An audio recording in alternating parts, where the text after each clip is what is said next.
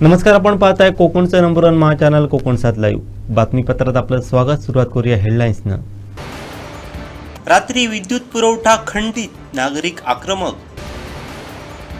आगीत सामाजिक वनीकरणाचं उद्यान खाक. आणि ते आमदार खासदार विकत घेणं एवढं सोपं आहे का? संजय राऊतांचा शिंदेना टोला. आता पाहूया सविस्तर बातम्या. महावितरणची मेन लाईन तुटल्यानं सावंतवाडी शहरासह लगतच्या गावातील विद्युत पुरवठा रात्री 10च्या सुमारास 2.5 तास खंडित झाला. विद्युत पुरवठा बराच वेळ सुरू न झाल्यानं नागरिकांनी महावितरणला संपर्क केला असता टेलिफोन लागला नाही. तसंच कार्यालयात अधिकारी उपस्थित नसल्यानं नागरिक आक्रमक झालेत. पोलीस देखील घटनास्थळी दाखल झाले होते. रात्री उशिरा विद्युत पुरवठा सुरळीत झाल्यानंतर उपअभियंता कार्यालयात आले. यावेळी नागरिकांनी आक्रमक पवित्रा घेतला. पोलिसांनी मध्यस्थी केली. तसंच महावितरणचे अधिकारी राक्षेंनी माफी मागितल्यानंतर वातावरण शांत झालं. पाहूयात.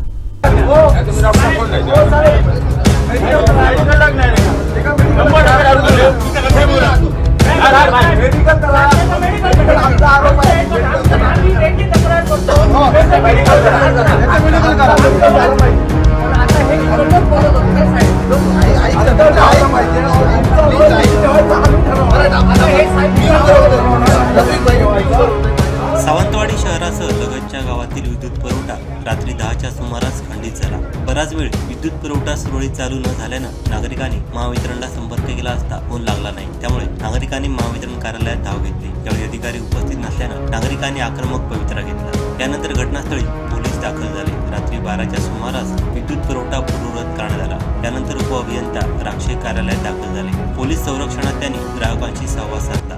मेन लाईन तुटल्यानं सावंतवाडीतील वीज खंडित झाल्याचं त्यांनी सांगितलं. इन्सुली येथील सब स्टेशनला आपण गेलो होतो. प्रवाह पूर्ववत करण्यात आल्यानंतर कार्यालयात आल्याचं त्यांनी सांगितलं. यावेळी नागरिकांनी उपअभियंत्यांवर प्रश्नांचा भडीमार केला. इतर जबाबदार अधिकारी का उपस्थित नव्हते, फोन का लागत नाही असे सवाल केले. यावेळी काहींनी राक्षे यांची वैद्यकीय तपासणी करावी अशी मागणी केली असता त्यांनी ग्राहकांना अपमानास्पद वागणूक दिल्याचं काहींनी सांगितलं. यानंतर वातावरण अधिकच तापलं. अखेर पोलिसांनी महावितरणच्या महिला अधिकारी यांनी मध्यस्थी केली. उपअभियंता राक्षे यांनी उपस्थितांची माफी मागत वैद्यकीय तपासणीस होकार दर्शवला.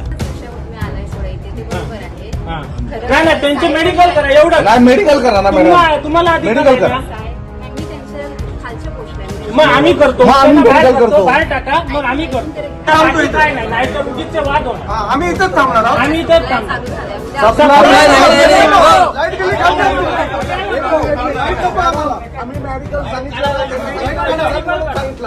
त्याने सांगितलं मेडिकल करायचं तर हे चला बोलता ही भाषा यांची. काय बोलता बोला मेडिकल करायला येणार की नाही? लाईट जाऊ दे, परत गेली तरी चालते. पोलिसांच्या गाडीत बसा, चला आम्ही येतो हॉस्पिटलला. बोला केव्हा कुठे मी स्वतः आलोय. एक दिवस नाही.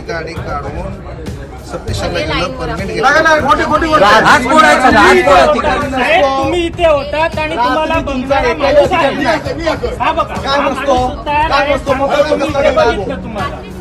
काय ड्युटी मग रात्रीच्या रात्री आग लागली कॉन्ट्रॅक्टरवाला विचारायचं. मॅडम एक मिनिट, तुम्ही इथे होतात की नाही एवढंच माझा प्रश्न. नाही इथे तुम्ही होतात की नाही? पब्लिक जमा होती त्यावेळेला.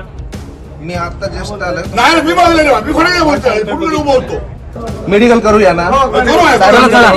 तुम्ही यांच्या गाडीत बसा. बसा गाडी. मॅडम तुम्ही त्यांना पाठवा. मॅडम आणि दुसरी गोष्ट, लाईट गेल्यावर हा नंबर लागत नाही. तुमचे जे अधिकारी आहेत हे जे कोण सावंतवाडीचे, त्यांचा नंबर इथे लावून ठेवायचे. आम्ही त्यांना फोन करणार.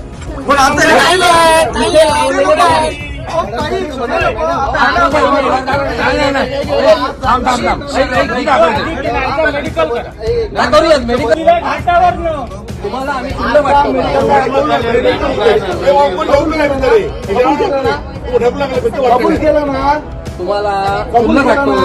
तुम्हाला मॅडम बोलण्याची पद्धत असते. अधिकारी आहेत यांच्यानी हड करायचं नाही. कस्टमर आहात आम्ही. हड म्हणजे आम्ही अधिकारी घाटावर न घ्या रे बाहेर. तुला इथे आम्हाला मी शैलेश रामले राक्षे चुकताने मगाशी बोलताना चुकलं माझ्याकडून पण मी दारू पेलेली नाहीये. मी आताही मेडिकलला येतो. मी शैलेश रामले राक्षे चुकताने मगाशी बोलताना चुकलं माझ्याकडून पण मी दारू पेलेली नाहीये. मी आताही मेडिकलला येतो. दरम्यान महावितरणकडून अशा प्रसंगी जबाबदार अधिकाऱ्यांना कार्यालयात उपस्थित राहण्यास सांगावं, टेलिफोन लागत नसल्यानं अधिकारी वर्गाचे मोबाईल नंबर फलकावरती प्रसिद्ध करावे अशी मागणी केली. तसंच सतत विद्युत पुरवठा खंडित होऊन ग्राहकांचे नुकसान होणार नाही याची दक्षता घ्यावी. पावसाळा तोंडावर असल्यानं असे प्रकार घडू नयेत यासाठी काळजी घेण्याचं आवाहन केलं. दोडामार्गमध्ये मान्सूनपूर्व पावसानं जोरदार हजेरी लावली. यावेळी नागरिकांची चांगलीच तारांबळ उडालेली पाहायला मिळाली. तसंच रस्ते आणि गटारं तुडुंब भरलेली पाहायला मिळाली. पाहूयात.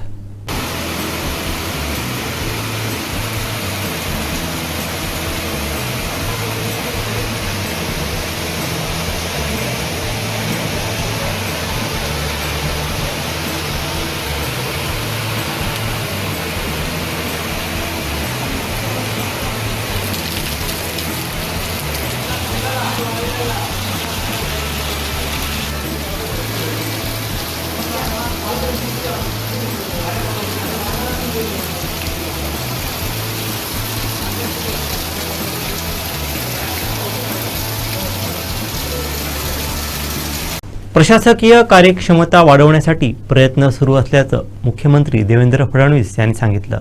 पाहूयात.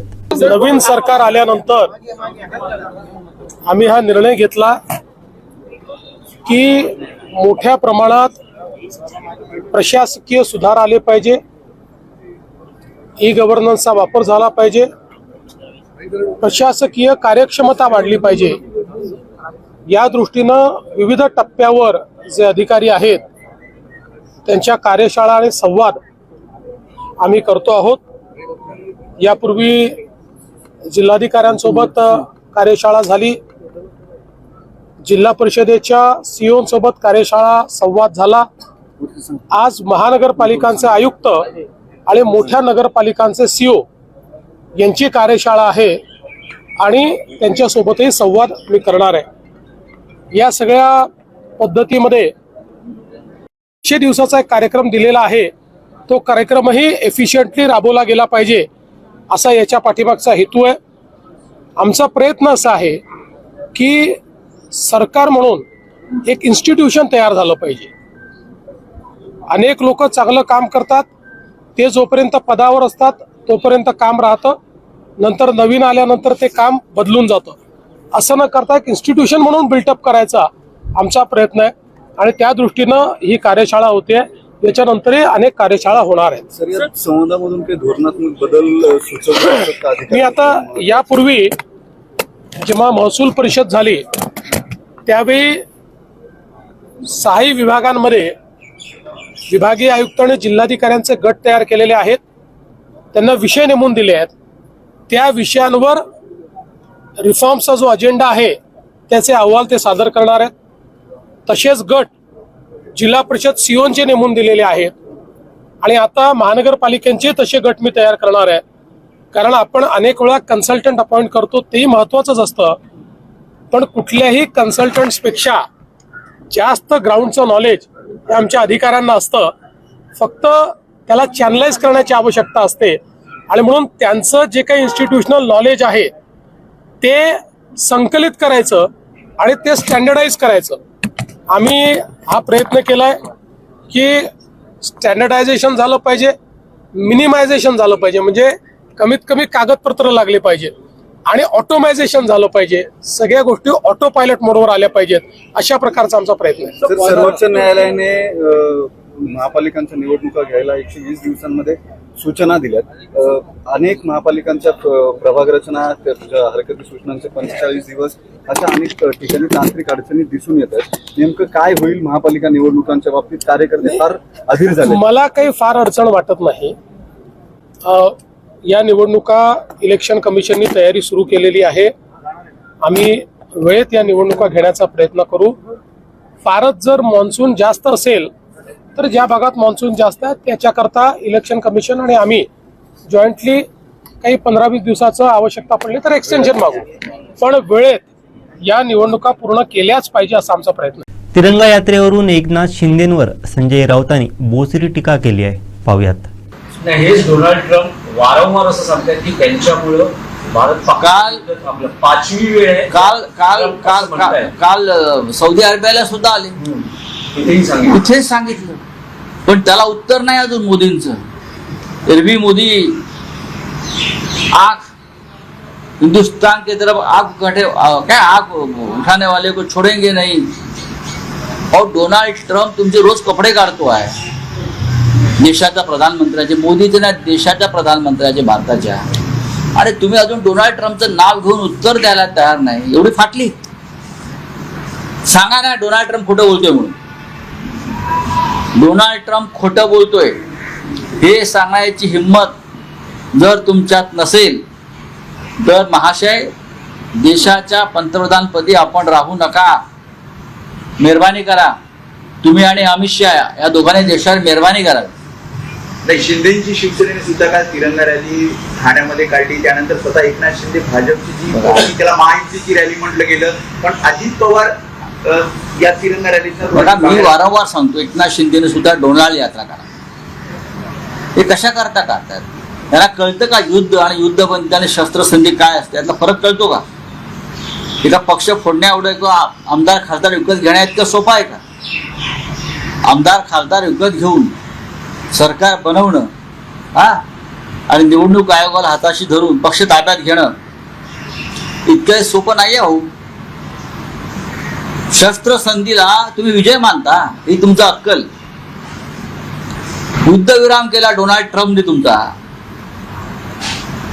तुम्हाला खेचले युद्धाच्या मैदानातून खाली आणि गप्प बसा म्हटले मोदीला. आणि तुम्ही मोदीचे सैन्य वेशातले कपडे टाकून घालून त्याला सलाम करता. लाज वाटत नाही तुम्हाला? तुम्ही आमच्या भारतीय सैन्याचा अवसानघात केला. जे सैन्य तयारीत होतं लाहोर, कराची, रावळपिंडी, इस्लामाबादला धडक मारायला, तुम्ही त्यांचे पाय खेचले आणि तिरंगा यात्रा काढताय. आता टिम्मी नाक्यावर डोनाल्ड ट्रम्पचा पुतळा बसवा. मी येतोय बघायला जागा. टिम्मीना काय नाही त्यांचा, तिथे डोनाल्ड ट्रम्पचा पुतळा बसवा. डोनाल्ड ट्रम्प आणि वरती अमेरिकेचा झेंडा लावा. आणि जो अमेरिकेचा जो दिवस असतो स्वातंत्र्य दिनाचा 4 जून आलाय जवळ, त्या दिवशी तुम्ही उत्सव साजरा करा. ही तुमची लायकी आहे. पाणी प्रश्नावरती भाजपनं आमने सामने चर्चा करावी असं खुलं आव्हान अंबादास दानवे यांनी दिलंय. पाहुयात. भारतीय जनता पार्टी सुद्धा तुमच्या विरोधात पत्रकार परिषद घेऊन भूमिका मांडणार आहे. तुमच्या या भूमिकेला ते विरोध करतात. मला असं वाटतं विरोध करावा त्यांनी, आमोर समोर करावा. पत्रकार परिषदेत काय, तुमच्या चॅनल समोर तुम्ही बोलवा त्यांना आणि आम्हाला पाण्याच्या प्रश्नावर चर्चा. चला, माझी तर त्याची तयारी पूर्णपणे तयारी. भारतीय जनता पार्टी कोणत्या तोंडाने बोलणार आम्हाला? अरे आता भारतीय जनता पार्टीनं जी योजना त्या काळात होत होती, विरोध केला होता भारतीय जनता पार्टीने त्या काळात. ही जी समांतर जुनी योजना मंजूर झालेली ती रद्द करायला भाग भारतीय जनता पार्टीनं पाडलं होतं. हेच भारतीय जनता पार्टी नेते अतुल सावे स्वतःला जलसम्राट म्हणून घेत होर्डिंग लावले, आता पण लावलेले होते मागच्या काळात. कोणतं जलसम्राट आहे? लोकांच्या डोक्यावर घ्यायला अंडाभर पाणी मिळणार, आंघोळीला 5 लिटर पाणी मिळणार. कोणतं जलसम्राट आहे? भारतीय जनता पार्टीचा मंत्री. म्हणून मला असं वाटतं भारतीय जनता पार्टी एक बोट दुसऱ्याकडे दाखवत असताना 4 बोट त्यांच्याकडे. त्यांनी बोलू दे, त्याला उत्तर एका क्षणात देईल. जलसम्राट अतुल सावे स्वतःला म्हणतात. असं कोणी कोणाला सम्राट म्हटल्यानं तो सम्राट होत असतो का? अतुल सावे जिथं राहतात तिथे 12 दिवसाला पाणी. कोणतं जलसम्राट आहे? कोरड्या गावचे जलसम्राट, कोरड्या घागरीचे, कोरड्या अंड्याचे जलसम्राट. संपूर्ण महाराष्ट्रात महागडा प्रचंड पाऊस, 6 शेकडो राज्य सरकार द्यायला पूर्ण काँग्रेस वाटतं. सकाळी 7 पंचनामे सुद्धा. फक्त मागच्या वर्षीच झालेल्या अशा प्रकारच्या अतिवृष्टी आणि अवकाळी याचे पंचनामे तर झाले. कलेक्टर असतील, विभागीय आयुक्त असतील, यांनी राज्य सरकारला प्रस्तावही पाठवले, पण तो अजून याच्यातला 1 रुपया मिळालेला नाही. आणि आता ह्या मागच्या महिन्याभरात 2-4 वेळेस ठिकठिकाणी अवकाळी पाऊस आलेला आहे. आणि हा आलेला असताना शेतकऱ्यांचं, विशेषतः फळबागांचं मोठ्या प्रमाणात नुकसान झालेलं आहे. याच्याविषयी राज्य सरकार बिलकुल शेतकऱ्यांच्या बाजूने कुठेही पावलं उचलत नाही. पंचनामे होण्याची आवश्यकता आहे. पंचनामे झाल्यावर काही मदत जाहीर करण्याची आवश्यकता आहे. निश्चित राज्य सरकारने हे त्वरित करावं अशा प्रकारची विनंती व आवाहन करू, नाहीतर येणार काय त्याच्यावर निश्चित विरोधी पक्ष म्हणून आवाज उठवू. कवयित्री कल्पना बांदेकर लिखित प्रभा प्रकाशन प्रकाशित जपलला कनवटीचा या मालवणी काव्यसंग्रहाचं प्रकाशन येत्या रविवारी होणार आहे. 18 मेला सायंकाळी 5 वाजता श्रीराम वाचन मंदिर सभागृहात हा प्रकाशन सोहळा संपन्न होणार आहे. पाहूयात.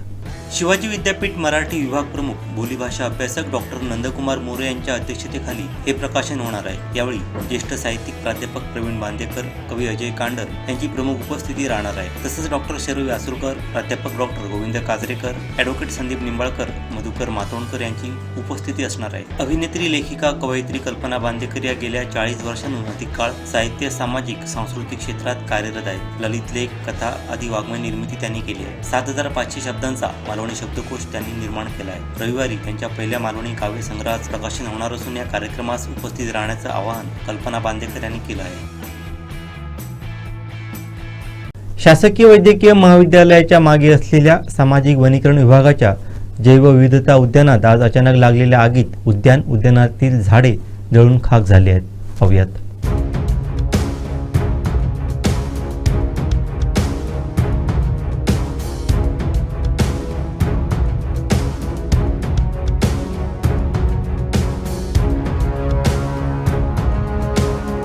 आगीचा भडका शासकीय विश्रामगृहापर्यंत पोहोचला होता. मात्र शासकीय वैद्यकीय महाविद्यालयातील कर्मचाऱ्यांच्या मदतीनं आणि कुडा नगर पंचायतीच्या अग्निशामक बंबाच्या सहाय्यानं आगीवरती नियंत्रण मिळवण्यात आलं. मात्र या ठिकाणी इमारत अथवा माणसांचा वावर नसल्यानं मोठा अनर्थ टळलाय. सिंधुदुर्ग नगरी येथील शासकीय वैद्यकीय महाविद्यालयाच्या मागे सामाजिक वनीकरण विभागाच्या अखत्यारीत असलेलं जैवविविधता उद्यान आहे. या उद्यानातील सुके गवत काढलं जात नसल्यानं दरवर्षी या भागात वणवा लागतो. उद्यानामध्ये विविध औषधी आणि दुर्मिळ झाडांची लागवड करण्यात आली होती. मात्र या उद्यानाकडे वृक्ष लागवड झाल्यापासून कुणाचंच लक्ष नसल्यानं हे उद्यान बेवारस असल्यासारखंच आहे.